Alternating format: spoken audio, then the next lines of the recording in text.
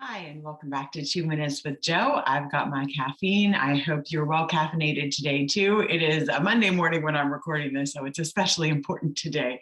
I wanted to talk to you all a little bit about donor prospecting. And one of the things that's come to my mind recently since the pandemic began was hearing nonprofit leaders say things to me like, well, we really can't ask people for money right now. Everyone's having such a hard time.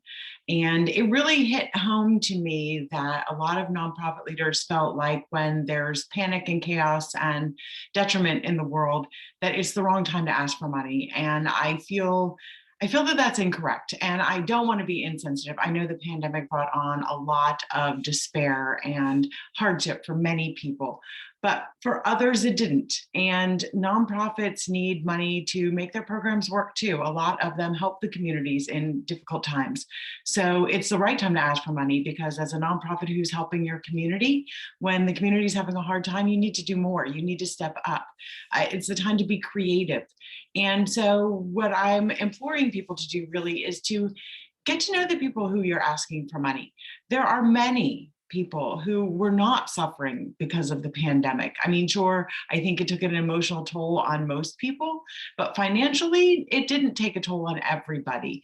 And when you're a nonprofit who's seeking to help the community, you need to find more in those times, to do more in those times, to reach out more.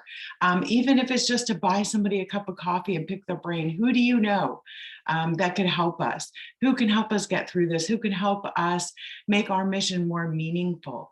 And get to know the people who already give you money might be able to give you more if you just knew more about them.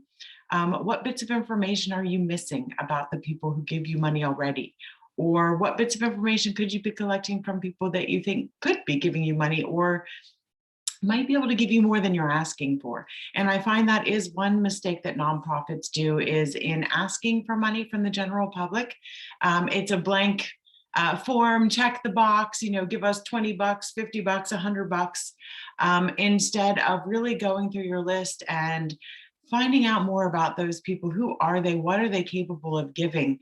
Maybe bringing some statistics to the table that says, the average American family spends X percentage of their annual income to their favorite, in donating to their favorite causes, to make people think. It was something that I looked at, and I want to say it was somewhere around 3 or 4% of the annual income. And I thought about that, and I thought, well, certainly $20. I hope that's not 3 or 4% of my annual income. But if someone put that to me, it would really make me think before I checked the box and just went, oh, here's 20 bucks, go away. I would be thinking, how tied am I to this mission? How much good does this organization do? And can I afford to give more than that? Because 3 or 4% of my annual income is going to be a lot more significant than $20. And if the pandemic isn't hitting me in a difficult way financially, I might be willing to give that more now, because I see how much more of a need there is for whatever nonprofit organization and mission you have. It might get me to give a little bit more than I would have otherwise. So yes, when times are tough, it is absolutely a good time to be asking for money. And the more that you can get to know your donors and things about them, it can be little things like where they work, who they work for, even just a birthday to send them a note. The more that you can touch them and reach out to them and do so appropriately, because you know a little bit more about them, the better off you'll be, and the more loyal and tied to your mission they will become. So I hope that helps. And I hope you're all doing really well during the pandemic, and always stay caffeinated. Thanks. See you next time.